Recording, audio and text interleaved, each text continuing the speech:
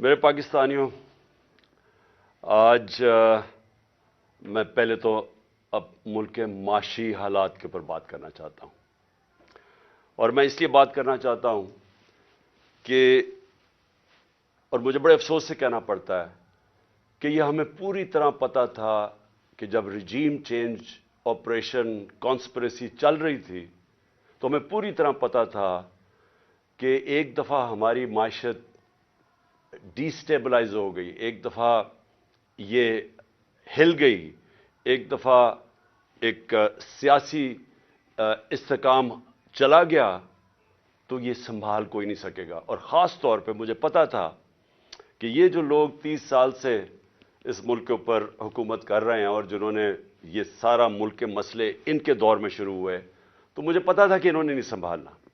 تو میں نے اپنی طرف سے پوری جو نیوٹرلز تھے ان کو پوری طرح میں نے آگاہ کیا، اور میں پھر سے بار بار یہ چیز اس لیے کہتا ہوں کیونکہ یہ ہمیں پتا تھا یہ ہونا ہے۔ اور شوکت ترین کو بھی، جو فائنانس منسٹر تھے، انہوں نے بھی پوری طرح سمجھانے کی کوشش کی کہ یہ نہیں سنبھلے گی، اور یہ بڑا مشکل سے ہم سنبھال کے بیٹھے ہوئے۔ اور کیوں مشکل تھی میں یہ بھی آپ کو بتا دوں، مشکل کیوں تھی۔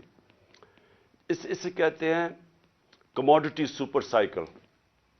اس کا مطلب ہے کہ ساری دنیا میں جو انرجی پرائسز ہیں، بجلی، تیل، پٹرول، کوئلہ، یہ ساری دنیا کے اندر ایک دم اوپر چلے گئے۔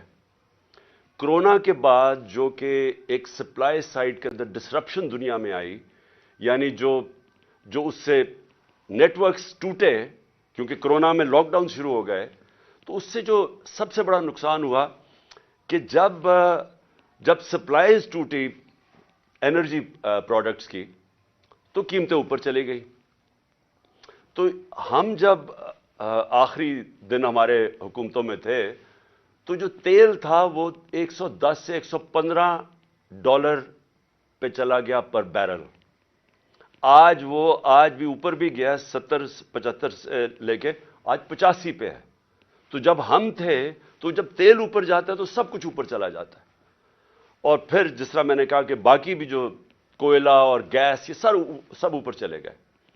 تو ہمارے لیے مشکل تھا بڑا، کیونکہ ہم بڑا بیلنس کر رہے تھے کہ ایک طرف لوگوں کو بھی مہنگائی سے بچائیں، لیکن امپورٹڈ انفلیشن آ رہی تھی باہر سے، جو بھی چیزیں باہر سے آ رہی تھی۔ اب گھی، وہ پام آئل اوپر چلا گیا تو گھی کی بھی قیمتیں، دالیں اوپر چلی گئیں، تو ہم بڑی مشکلوں سے بیلنس کر رہے تھے۔ تو اس لیے ہم نے اپنی پوری کوشش کی بتانے کے لیے کہ دیکھیں، اگر آپ نے اس وقت یہ سازش کو کامیاب ہونے دیا تو یہ سنبھلے گی نہیں۔ تو آج مجھے بڑا افسوس سے کہنا پڑتا ہے کہ ہم اب ادھر چلے گئے ہیں کہ میں نہیں کہہ رہا، یہ معیشت کے ایکسپرٹ سے آپ پاکستان میں پوچھ لیں، بلکہ باہر بھی جو مضمون لکھے جا رہے ہیں پاکستان پہ، فائنینشیل ٹائمز میں ابھی پاکستان کے اوپر مضمون آیا ہے، سارے اب ایک بڑا خوفناک اور خطرناک پاکستان کی ایک پکچر بتا رہے ہیں کہ ہم جا کدھر رہے ہیں۔ اب میں صرف آپ کو بتانا چاہتا ہوں کہ 2 دنوں میں 33 روپیہ گرا ہے ڈالر کے مقابلے میں، اور ان کے 9 مہینے میں 84 روپیہ گرا ہے ڈالر کے مقابلے میں۔ یہ کیوں گرا ہے؟ پہلے یہ سمجھیں کہ روپیہ کیوں گر رہا ہے۔ روپیہ اس لیے گرا ہے کہ ہماری تاریخ میں سب سے خطرناک سٹیج پہ ہمارے فورن کرنسی ریزروز پہنچ گئے ہیں۔ آج ہمارے جو فورن کرنسی ریزروز ہیں وہ $3.6 ارب ہے۔ میں صرف آپ کو موازنے کے لیے ہندوستان کے بتانا چاہتا ہوں کہ ان کے میرے خیال میں $600 ارب سے زیادہ ریزروز ہیں، تو ہمارے آج $3.6 پہ ریزروز آ گئے۔ میں صرف آپ کو بتانا چاہوں کہ جب یہ نو کانفیڈنس کا یہ موشن داخل کروائی گئی تھی اسمبلی میں، اس وقت ہمارے ریزروز $16.4 ارب تھے۔ ہم جب گورنمنٹ میں آئے تھے تو وہ 8 اور 9 ارب کے بیچ میں تھے۔ ہم نے ان کو ادھر سے اٹھا کے تو $16.4 ارب پہ ہمارے ریزروز تھے جب نو کانفیڈنس دائر ہوا یہ سازش کے تحت۔ تو जब उधर से 16.4 से आज पहुंच गए 3.6 पे, इससे क्या हुआ? रुपए पे प्रेशर पड़ना शुरू हो गया और रुपया गिरना शुरू हो गया। तो ये मैं आज आपको बताऊं कि हमारे दौर में ये बार बार कहते थे तबाही कर दी हमने, महंगाई की तबाही कर दी, उसके महंगाई के ऊपर मैं बाद में आता हूं, लेकिन रुपया गिर रहा है। और बड़ी वो इसहाक डार वहां से स्टेटमेंट्स देता था लंदन में, जिधर फरार हुआ था कि मैंने ये डॉलर कर दिया और मैं ये कर दूंगा, और आपको पता है आते साथ भी उसने फिर बढ़ के मारी। तो वो जो 84 रुपया गिरा है हमारा डॉलर के मुकाबले में सिर्फ 9 महीने में। अब इसका असरात क्या है? सबसे पहले तो इसके असरात ये हैं कि जो पाकिस्तान में रहने वाले हैं, जिनका जीना मरना पाकिस्तान में, जिनके रुपए में कमाते हैं, जो तनख्वाहदार हैं इस मुल्क के अंदर, उनके ऊपर अब क्या असर हुआ कि अगर उनके अंदर उनके बैंक में पैसे पड़े हुए थे तो एकदम उनके रुपए की कीमत गिरनी शुरू हो गई। यानी जो रुपया खरीदता था उसमें अब वो कम चीजें खरीद सकेगा। लेकिन जिनके पैसे बाहर लंदन में और ऑफशोर अकाउंट्स में डॉलर्स में पड़े हुए हैं, जिन्होंने बड़ी मेहनत से चोरी करके पैसा मुल्क से बाहर लेके गए हैं, उनकी दौलत में इजाफा हो रहा है। पाकिस्तानियों की दौलत में कमी हो रही है, उनकी दौलत ऊपर जा रही है। और इसलिए मैं एक चीज बार बार कहता हूं, और मैं आज आप सबको यह कहना चाहता हूं, मेरी कौम गौर से मेरी बात सुन ले, कभी किसी पार्टी को वोट ना दो जिसकी लीडरशिप के पैसे मुल्क से बाहर पड़े। क्यों? क्योंकि अब इनको क्या फर्क पड़ रहा है? मुझे बताएं, जो इस वक्त मुल्क के ऊपर मुसल्लत है, ये जरदारी और शरीफ खानदान, इनको क्या नुकसान हो रहा है? इनके तो पैसे बाहर पड़े हैं। इनके तो हर यहां से जो पैसा चोरी करते थे हुंडिये वाले से बाहर डॉलर्स में, और जब मंगवाना हो तो फिर किसी पापड़ वाले और चीनी वाले के नाम पे मंगवा लिया फेक अकाउंट्स पे, और वही जरदारी ने किया फेक अकाउंट्स में। ये तो पैसा अपना बाहर भेज देते हैं, लॉन्चों में इनके डॉलर्स बाहर जाते हैं, जहाज जाता था तो दुबई जाता था या बाहर चले जाते थे पैसे, इनके तो बाहर पैसे पड़े हैं। तो असर किसको हो रहा है? असर हमारी तरह के लोग जो अपना सब कुछ बेच के, जिन्होंने बाहर कमाई की थी। मैंने जब लंदन का अपना फ्लैट बेचा था तो मैं जब अपना रुपए में, वो पाउंड्स को रुपए में लेके आया था तो 90 रुपए का एक पाउंड था, आज 300 रुपए का पाउंड है। तो इससे क्या होता है? लोग क्यों पाकिस्तान में पैसा लेके आए? लोग बाहर रखें। क्यों बैरून मुल्क पाकिस्तानी अब पाकिस्तान में पैसा लेके आए? क्यों पाकिस्तान में सरमायाकारी करें? जब रुपया गिरता जा रहा है, वो डॉलर्स में रखें तो उनको नफा होना शुरू हो जाता है। इसके बहुत दूर के नुकसान आते हैं पाकिस्तान को। लेकिन मैं अब जरा आपको, अपनी कौम को सिर्फ बताना चाहता हूं कि आपके ऊपर, अब मैं खास तौर पे पाकिस्तान के तनख्वाहदार तबके से बात कर रहा हूं, जो भी मजदूर है, दिहाड़ीदार है, पुलिस वाले हैं, फौजी हैं, ब्यूरोक्रेट्स हैं, जो तनख्वाह पे गुजारा करते हैं, आज आप सब गौर से सुन लें कि ये रजीम चेंज के बाद आपके ऊपर अब क्या असरात इसके आने वाले हैं।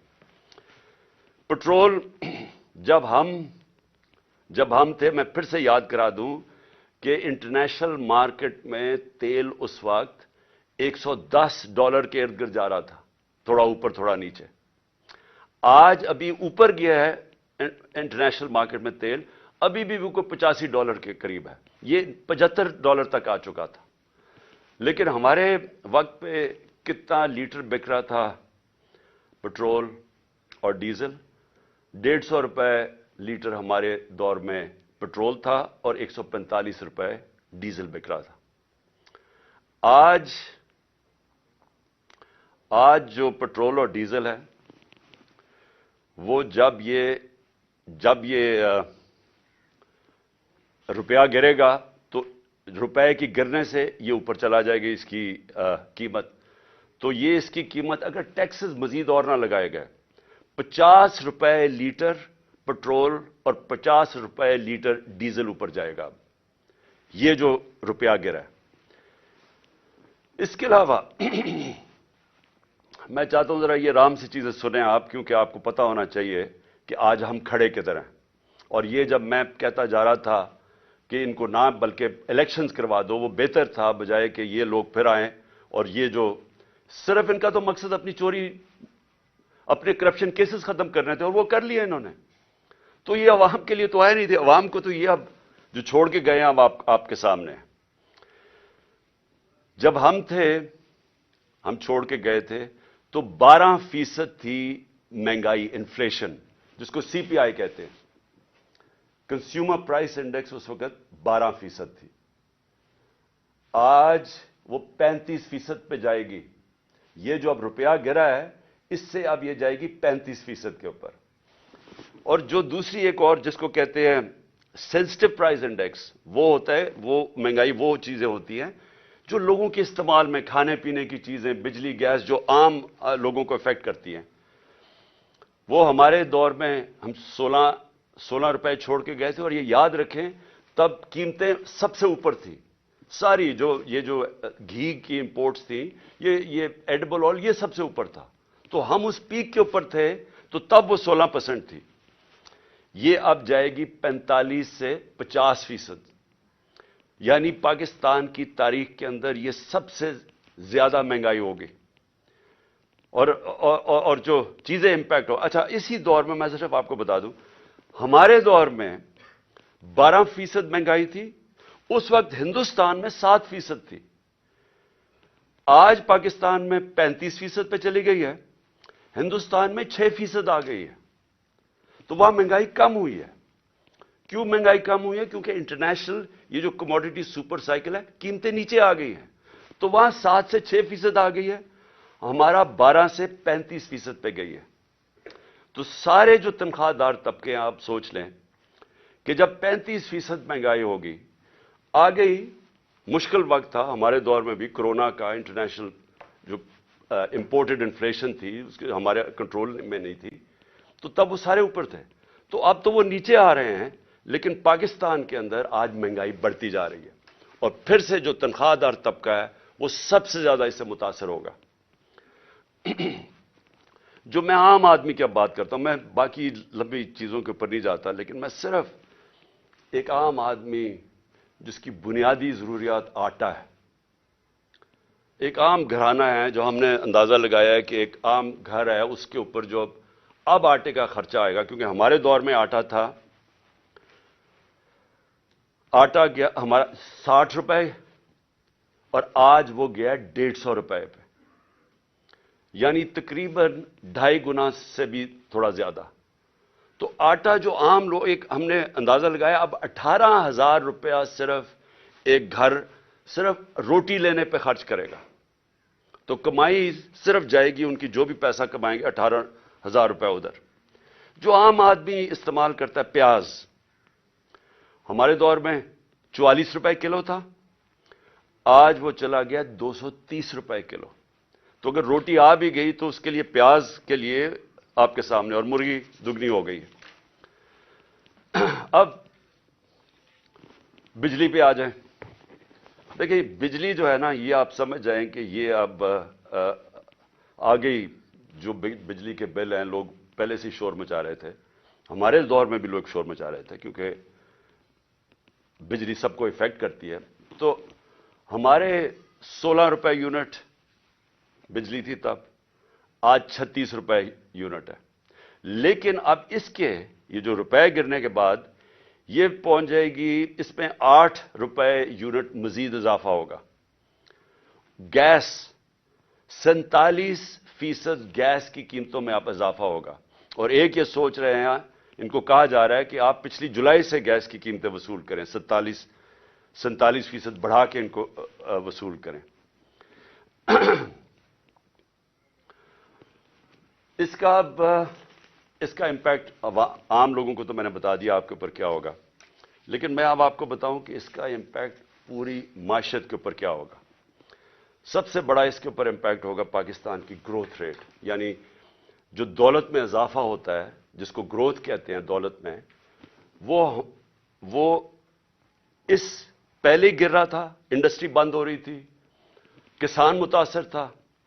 کسان نے صرف یوریا کے اوپر، ہم نے کیلکولیٹ کیا ہے کہ یوریا کی جو قیمت بڑھی ہے 60 अरब रुपया किसानों का गया है सिर्फ इजाफी यूरिया की कीमत पे। ये जो गंदम की फसल उगानी है, जो उगाई थी उन्होंने, ये जो अभी कटेगी मार्च और अप्रैल में, 60 अरब रुपया सिर्फ गंदम उगाने के लिए यूरिया पे एक्स्ट्रा उनको इजाफा, उसकी महंगाई की वजह से इफेक्ट हुआ है। हमारी इंडस्ट्री बंद हो रही है। आज पाकिस्तान के अंदर बेरोजगारी बढ़ रही है। बेरोजगारी इसलिए बढ़ रही है कि इंडस्ट्रीज, एक्सपोर्ट इंडस्ट्री, वो सारी मुतासर हो रही हैं। पाकिस्तान की एक्सपोर्ट्स गिर रही हैं क्योंकि इन्होंने जो पॉलिसीज बनाई रॉ मटेरियल बंद करने की, सोचे समझे बगैर, उससे मुतासर हो गई एक्सपोर्ट्स। रेमिटेंसेस जो बाहर से डॉलर्स आ रहे थे वो कम हो गए क्योंकि इतना बड़ा गैप हो गया था उसमें। एक तो वजह इन्होंने इसलिए कम किया है, इसलिए इन्होंने ये रुपए को गिराया। ये है जी, मैं सिर्फ बाकी चीजों पे आने लगा हूं, लेकिन ये है पाकिस्तान की इकोनॉमिक सर्वे। ये हर साल गवर्नमेंट जो मायशत के ऊपर एक डॉक्यूमेंट बनाती है। मई के अंदर ये डॉक्यूमेंट पब्लिश हुई है, यानी कि इस हुकूमत ने ये डॉक्यूमेंट बनाई है, इकोनॉमिक सर्वे। ये जरा इकोनॉमिक सर्वे आप खोल के देख लें। इसमें आपको जो चीजें नजर आएंगी कि अप्रैल में पाकिस्तान, मार्च अप्रैल में किधर खड़ा था। आपको हैरत होगी कि इस सब के कोरोना के बावजूद 2 साल कोरोना, इंटरनेशनल प्राइसेस सबसे ज्यादा ऊपर, जो जिसको मैं बार बार कहता हूं energy prices, commodity super cycle, वो सबसे ज्यादा। उसके बावजूद इस रिपोर्ट में पाकिस्तान की चौथे साल में 6% ग्रोथ रेट हुई, 6% पाकिस्तान की इकॉनमी बढ़ी। आज ये जो मैं आपको बता रहा हूं, ये 0 से भी नीचे चली जाएगी, ये मनफी में चली जाएगी ग्रोथ रेट। अभी जिस तरह इंडस्ट्री बंद हो रही है, जिस तरह किसान मुतासर हो रहा है, जिस तरह हमारी सर्विसेज इंपैक्ट हो रही है, सारी बिजनेस स्लो डाउन है, तो ये तो बिल्कुल नीचे चली जाएगी। इसका क्या इंपैक्ट पड़ेगा रोजगार के ऊपर? हमारी एक नौजवान आबादी है। मुझे बड़ा फख्र था कि हमारे दौर में 18 लाख नौकरियां हम हर साल मजीद बढ़ाते थे और हमने अपने 3 साल में 55 लाख नौकरियां बढ़ाई। मैं फिर से कहता हूं, कोरोना का दौर था, जब लॉकडाउन के दौर था, उसमें हमने 55 लाख नौकरियां बढ़ाई। अभी सिर्फ टेक्सटाइल वालों से पूछ लो, बाकी चीजें छोड़े, सिर्फ टेक्सटाइल इंडस्ट्री से पूछ लो कि उनको कितना नुकसान हुआ है, उनकी कितनी ज्यादा बेरोजगार हुए हैं सिर्फ टेक्सटाइल वर्कर्स। हमारे दौर में टेक्सटाइल इंडस्ट्रीज को वर्कर्स नहीं मिलते थे, मजदूर नहीं मिलते थे। आज ये हालात है, आप फैसलाबाद जाके देख ले तो आपको नजर आ जाएगा कि किस तरह की बेरोजगारी है और मजीद आगे आ रही है। ये जो इसी में सर्वे में हमारी जो लार्ज स्केल मैन्युफैक्चरिंग है तकरीबन 12% थी। ये 17 साल के बाद हमारी इंडस्ट्री भी ऊपर गई, हमारी ज़राअत भी ऊपर गए, हमारी सर्विसेज इंडस्ट्रीज भी ऊपर गई। रिकॉर्ड टैक्स कलेक्शन हुई। हमारे जो जिस रेट पे हमारा टैक्स बढ़ रहा था, ये भी रिकॉर्ड था पाकिस्तान में 6000, ये इसमें सब कुछ है, 6000 अरब रुपए से ऊपर हमारा टैक्स कलेक्शन हो गई। तो हर चीज जब ऊपर जा रही थी, जब ये चेंज आया।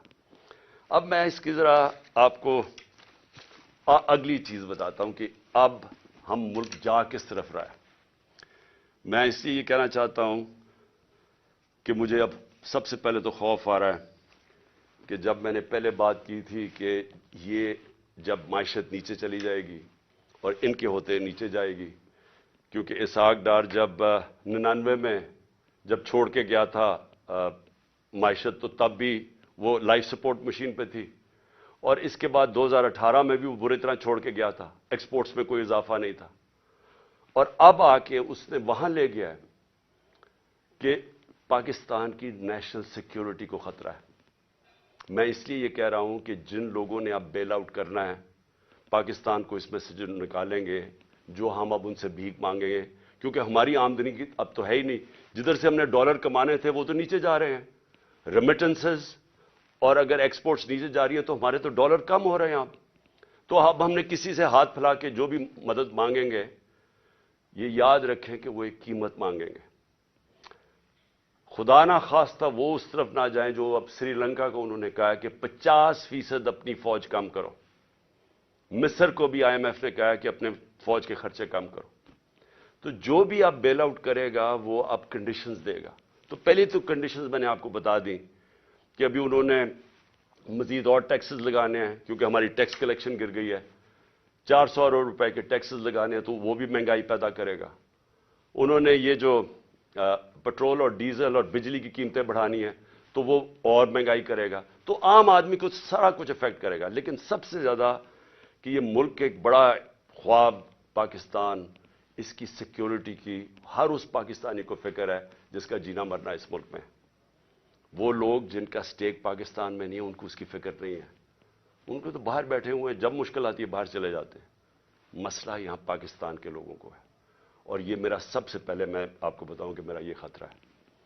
دوسرا مجھے جو خوف آ رہا ہے وہ یہ کہ جن لوگوں نے، اور یہ جو چند لوگ تھے جنہوں نے یہ رجیم چینج کے اندر پوری سازش کر کے گرائی تھی گورنمنٹ، مجھے خوف ہی آ رہا ہے کہ انہوں نے کوئی یہ پچھلے 8 مہینے میں کوئی سبق نہیں سیکھا. بجائے یہ جلدی ریئلائز کرتے کہ یہ غلطی ہو گئی ہے اور یہ غلطی ٹھیک کرنے کا تو صرف ایک ہی طریقہ تھا جو میں پہلے دن سے کہہ رہا تھا جب ہماری گورنمنٹ گرائی کہ صاف اور شفاف الیکشن کروا دیں. اس کے علاوہ تو کوئی دوسرا طریقہ نہیں تھا. بجائے اس طرف جانے کے مزید اور پاکستان کو دلدل میں ہم نیچے جاتا جا رہا ہے. کیسے ہو یہ رہا ہے کہ عوام کے خوف سے کہ عوام نے اب سوال پوچھنے ہیں. اب سارے تنخواہ دار طبقہ، مزدور، کسان سب اب سوال پوچھیں گے کہ یہ جو آپ سازش کے تحت ان لوگوں کو اوپر لے کے آئے تھے کون ذمہ دار تھے اس کے؟ قوم سوال پوچھے گی. تو اس کے منہ بند کرنے کے لیے اب ساری حرکتیں ہو رہی ہیں. بجائے یہ کہ وہ قوم کو فیصلہ کرنے دے کون کس کو وہ لانا چاہتے ہیں، ایک جمہوری طریقے سے، ایک صاف الیکشن سے وہ قوم الیکٹ کر لے وہ لوگوں کو جس کو بھی وہ لے کے آئے اور وہ اس کو مینڈیٹ دے کہ ہمیں اب اس مشکل وقت سے نکالیں. الٹا دوسری طرف نکل گئے ہیں. جو اس وقت طاقتور لوگ پیچھے بیٹھے ہوئے ہیں، مجھے خوف آ رہا ہے کہ وہ پاکستان کو کدھر لے کے جا رہے ہیں. سب سے پہلے وہ پاکستان کی جمہوریت کو تباہ کرنے پہ تلے ہوئے ہیں. ہر حرکت ابھی یہ کی جا رہی ہے کہ ملک کو ایک فیشزم کی طرف، ایک خوف اور ہراساں پھیلایا جا رہا ہے. یہ میں پچھلے 7 مہینے سے دیکھ رہا ہوں. میں بار بار کہتا ہوں کہ میں نے جنرل مشرف کا مارشل لاء دیکھا ہے. میں آپ کو یقین سے کہتا ہوں کہ کبھی اس طرح کا خوف، جس طرح کی فیشسٹ طور طریقے استعمال کیے جا رہے ہیں، میں نے کبھی ایسا نہیں دیکھا.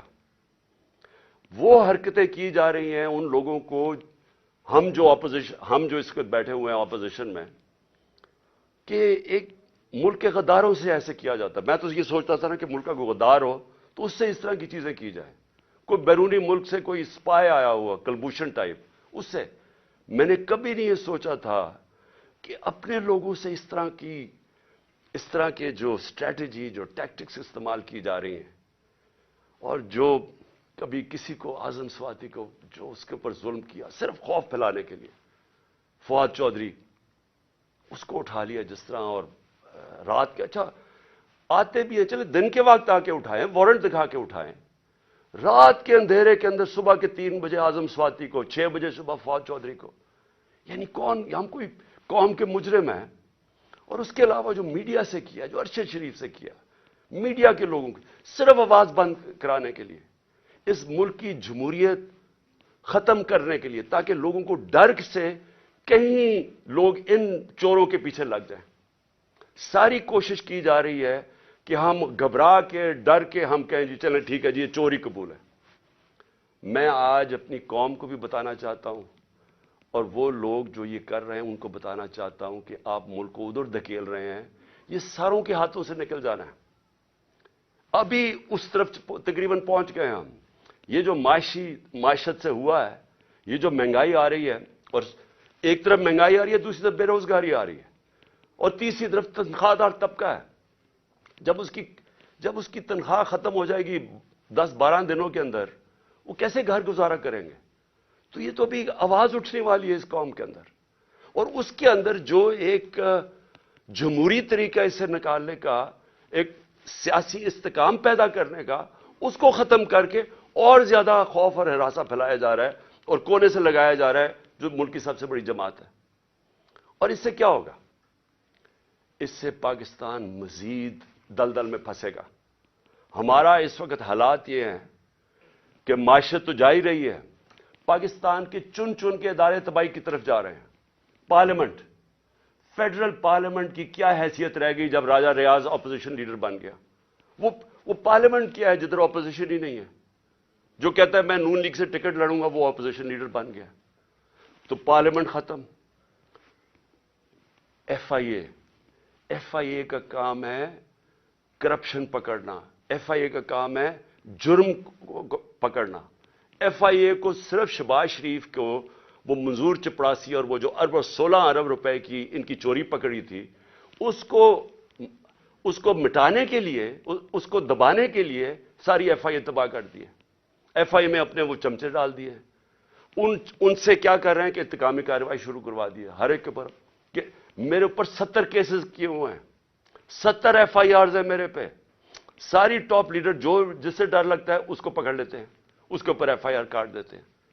تو یہ کیا، اس سے کیا ہمارے منہ بند ہو جائیں گے؟ اس سے کیا ملک ٹھیک ہو جائے گا؟ ایف آئی اے، نیب جس نے ہمارے دور میں 480 ارب روپیہ ریکور کیا تھا 3.5 سالوں میں ملک کے لیے، 480 ارب روپیہ. آج 1100 ارب روپیہ جو نیب نے ریکور کرنا تھا وہ معاف کروا دیا چوروں کا، اور نیب کو پھر استعمال کر رہے ہیں. خیر وہ تو ٹوتھ لیس باڈی ہے، اس کے تو اپنی چوری بچانے کے لیے اس کو بھی ختم کر دیا ہے. یعنی لائسنس دے دیا ہے پاکستان میں وائٹ کالر کرائم کو.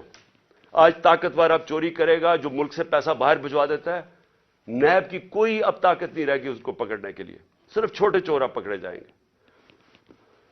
ہماری عدلیہ، ہمارا انصاف کا نظام، اس کے اوپر جتنا پریشر ڈالا ہوا ہے، اور صرف پریشر کس لیے ڈالا ہوا ہے کہ رول آف لا کے لیے نہیں، رول آف لا نہ آئے اس کے لیے پریشر ڈالا ہوا ہے. اور ہمارے سامنے ابھی یہ جو کیئر ٹیکر گورنمنٹ بنی ہے، میں اس کے اوپر آنا چاہتا ہوں کہ پہلے تو قوم کو سمجھ آنی چاہیے کہ کیئر ٹیکر گورنمنٹ کا مطلب ہی ہوتا ہے نیوٹرل امپائر. یہ لے کے کیئر ٹیکر گورنمنٹ اس لیے آئے تھے کہ کسی کو یہ خوف تھا کہ جی جو سٹنگ پارٹی الیکشن کروائے گی وہ صاف اور شفاف الیکشن نہیں کروائے گی، اور اس لیے کیئر ٹیکر گورنمنٹ کا آئیڈیا آیا. لیکن میرا پوائنٹ یہ ہے کہ کیا یہ جو شرمناک ہو رہا ہے کیئر ٹیکر گورنمنٹ کے نام پہ، یہ کبھی پاکستان کی تاریخ میں پہلے ہوا ہے؟ کبھی ایسا ہوا ہے کہ کیئر ٹیکر گورنمنٹ ہمارے بدترین مخالف کو وہاں بٹھا دیا، یہاں بھی اور پختونخوا کے اندر بھی؟ وہ بھی جب آپ کیبنٹ دیکھیں تو اس کا تحریک انصاف، سارے جو اینٹی تحریک انصاف ہے وہ وہاں کیبنٹ میں آ گیا، اور یہاں اس کو بٹھا دیا اور آتے ساتھ ہی کارروائیاں شروع کر دی ہیں جو فواد چودھری سے کی ہیں، اور باقیوں کے اوپر اب ایف آئی آرز بنا رہے ہیں. کیا یہ ہے نیوٹرل کیئر ٹیکر؟ یعنی کوئی قوم کو اتنا بیوقوف سمجھا ہوا ہے کہ آپ ایک طرف نیوٹرل امپائر کھڑا کر رہے ہیں اور بدترین ہمارے مخالف یہاں کھڑے کر دیے لا کے. اور پھر کیئر ٹیکر گورنمنٹ کیا کرتی ہے؟ میں ایک کیس صرف بتانا چاہتا ہوں، یہ جو جے آئی ٹی کا. اب جے آئی ٹی بنی تھی، میں پہلے بھی اس کے اوپر بات کر چکا ہوں. یہ بنی تھی جو میرے اوپر حملہ ہوا، جو مجھے قتل کرنے کی طاقتور لوگوں نے جو سازش کی، اور جو میں ابھی بھی میری ٹانگ اس سے ریکور کر رہی ہے، میری ہڈی پوری طرح نہیں ابھی تک جڑی.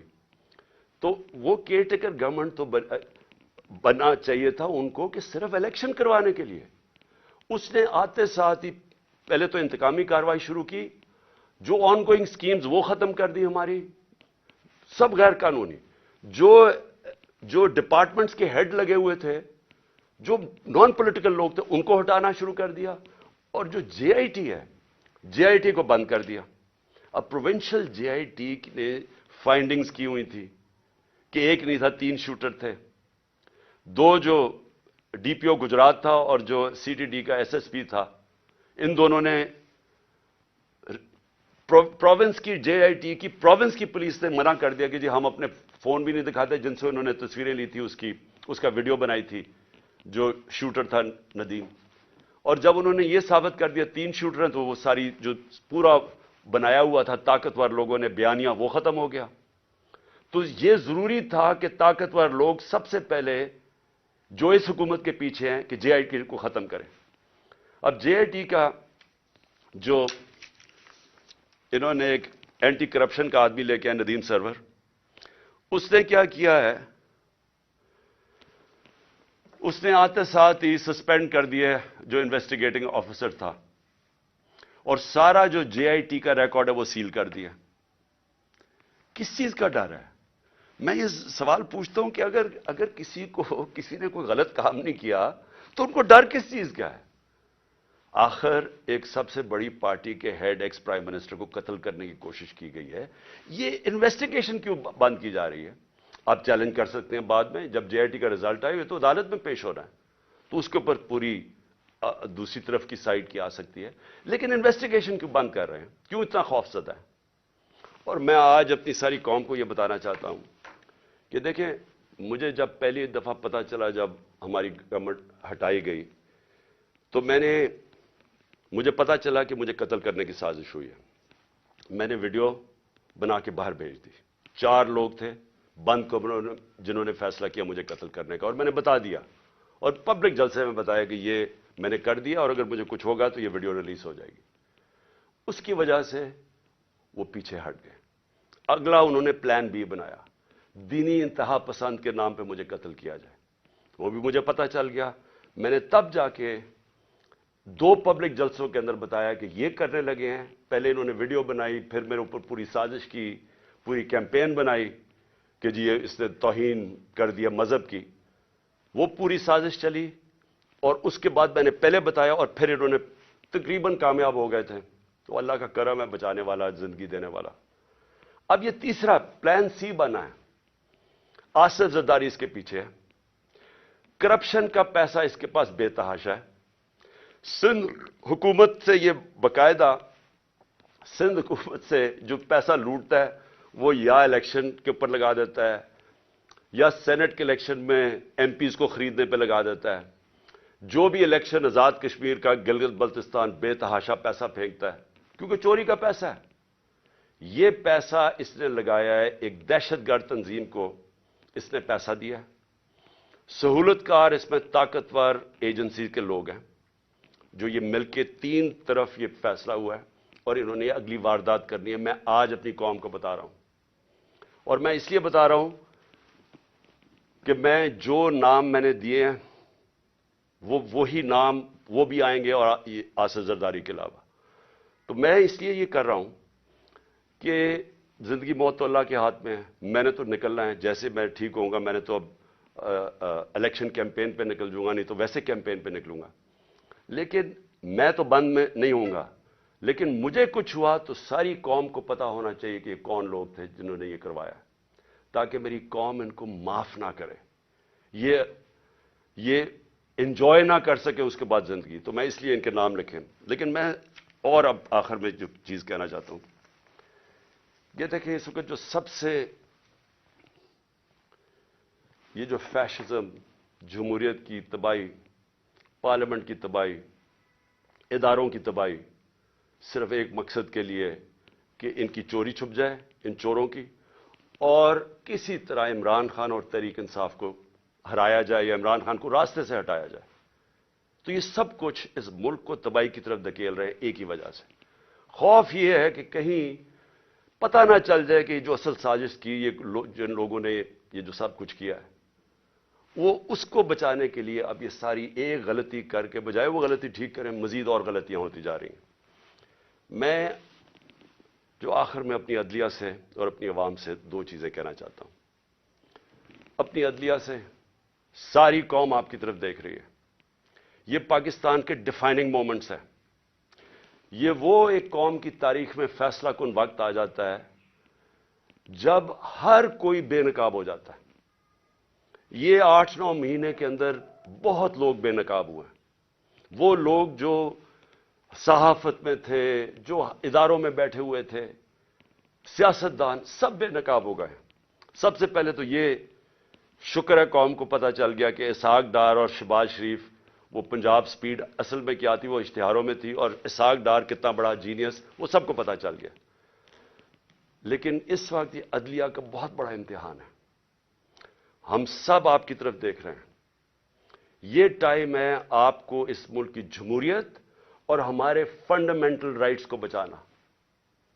جس طرح کی کیئر ٹیکر گورنمنٹ بنائی گئی ہے یہ توہین ہے اس قوم کی, یہ ہماری آئین کی توہین ہے. یعنی ایسے لوگوں کو بٹھا دیے لا کے, یہ کیسے نیوٹرل ہو گئے جو آپ کے بدترین دشمنوں کو اوپر لا کے بٹھا دیا, اور پھر الیکشن نہیں ہو رہا ہے. آئین بڑا کلیئر ہے کہ 90 دن میں الیکشن ہونے ہیں, اس پہ کوئی گنجائش نہیں, اور جو نہیں کرواتا آرٹیکل 6, یہ سیدھا سیدھا ہے. تو اس سٹیج کے اوپر یہ گورنمنٹ پوری طرح کوشش کر رہی ہے کہ الیکشن نہ ہو. ان کو کوئی فکر نہیں ہے جمہوریت اور آئین کی, ان کو صرف پڑی ہوئی ہے کہ ان کی کسی طرح ڈرے ہوئے الیکشن سے, عوام سے ڈرے ہوئے ہیں, اور ان سے بچنے کے لیے ان کو کوئی فکر نہیں ہے کہ عوام کی مینڈیٹ کیا ہوتا ہے, ان کو کوئی فکر نہیں ہے کہ آئین کیا ہوتا ہے, رول آف لا کیا ہوتا ہے, ان کو کوئی فکر نہیں ہے. پیسہ بچانا ہے انہوں نے, اور انہوں نے, میں آج آپ کو کہہ رہا ہوں, جیسے ہی مشکل وقت آ گیا باہر بھاگ جائیں گے ملک سے, کیونکہ ان کے سٹیکس پاکستان میں نہیں ہیں. تو جن کے سٹیکس پاکستان میں ہیں, میں اپنی عدلیہ سے کہنا چاہتا ہوں کہ ہم آپ کی طرف دیکھ رہے ہیں. دونوں ملک کے آئین کو بھی پروٹیکٹ کریں, ہمارے فنڈامنٹل رائٹس کو پروٹیکٹ کریں. اگر آپ اس وقت نہیں کریں گے تو یہ ڈسینڈ ہو رہا ہے, تقریباً بنانا ریپبلک کی طرف چلا گیا, جو جس طرح کی 7 مہینے میں نے پاکستان میں حرکتیں دیکھی, بنانا ریپبلک کی طرف تقریباً پہنچ گیا. اور دوسرا میں اپنی عوام کو کہنا چاہتا ہوں کہ دیکھیں, آپ کے لیے یہ اب ایک فائنل آزادی کی جنگ ہے, حقیقی آزادی کی. اس وقت خوف پھیلایا جا رہا ہے کہ جی فلانے کو پکڑ لیں گے, یہ پکڑ لیں گے, جو بھی کر دیں گے. دیکھیں, یہ جو خوف کی غلامی ہے یہ بدترین غلامی ہے. سارے دنیا کے فرعون جو آئے ہیں وہ خوف کی وجہ سے لوگوں کو غلام بناتے تھے, اور جب بھی خوف کا بت ٹوٹتا تھا لوگ آزاد ہو جاتے تھے. لیکن لوگوں کو جدوجہد کرنی پڑتی ہے, گھر بیٹھے بیٹھے آزادی نہیں ملتی.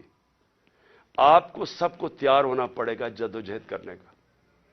میں آپ کو اپنی طرف سے بتا دوں کہ جب تک میں زندہ ہوں, میں اس سسٹم کا, کرپٹ سسٹم کا, ان چوروں کا, جو بھی مجھے غلام بنانے کی کوشش کرے گا, میں اپنی ملک کی اور اپنی آزادی کے لیے لڑوں گا, آخری سانس اور آخری گیند تک لڑوں گا.